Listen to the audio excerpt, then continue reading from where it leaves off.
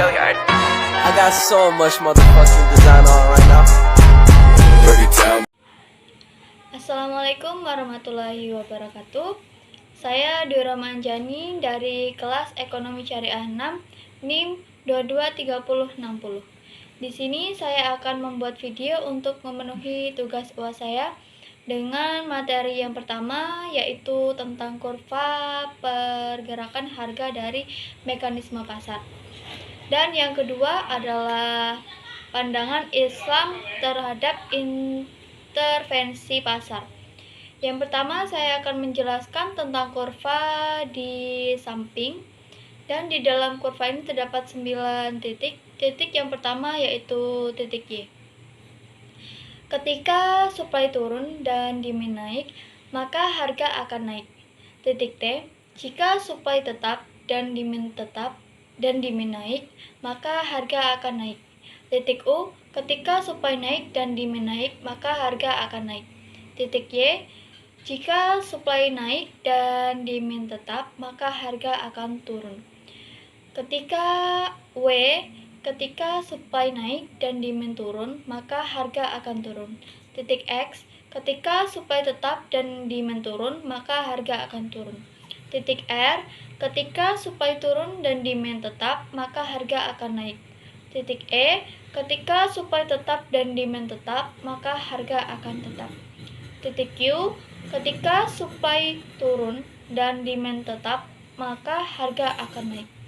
Di antara 9 titik tersebut, saya akan memberikan 2 contoh.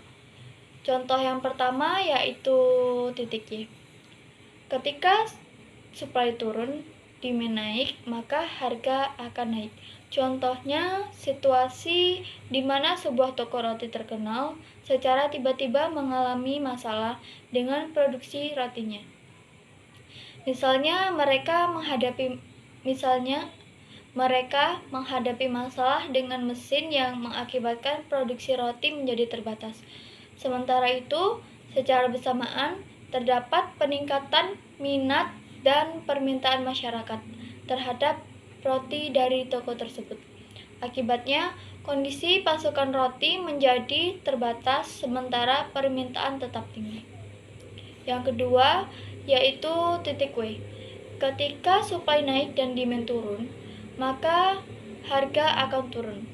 Contohnya, terjadi peningkatan produksi barang dan kain.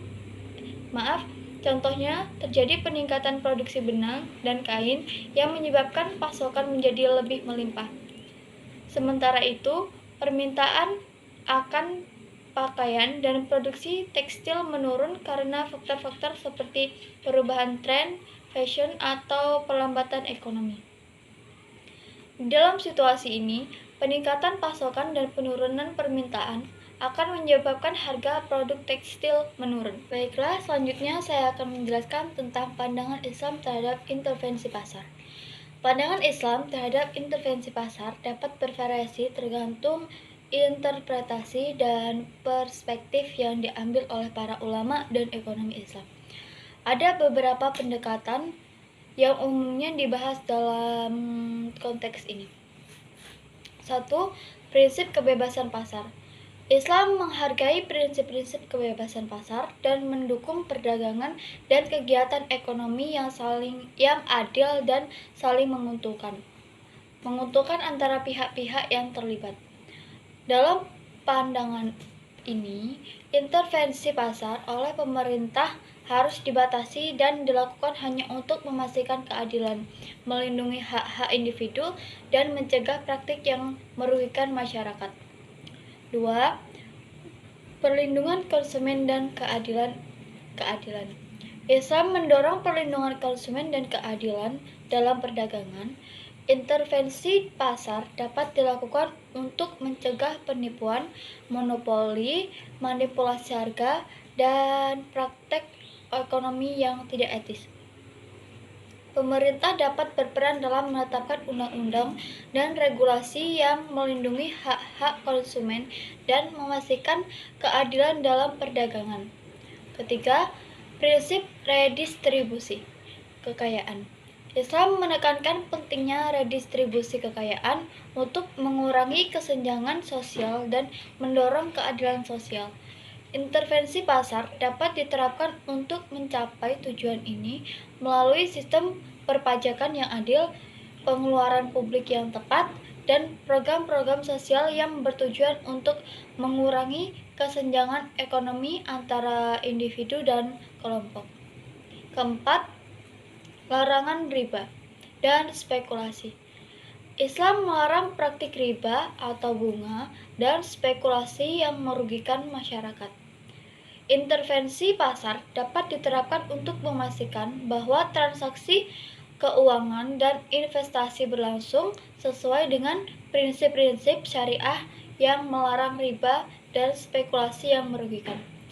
Misalnya, pemerintah dapat mengatur lembaga keuangan Islam dan menerapkan regulasi yang sesuai untuk memastikan kepatuhan terhadap prinsip-prinsip ini. Namun, perlu dicatat bahwa pendapat individu dan mazhab dalam Islam dapat bervariasi dalam hal ini.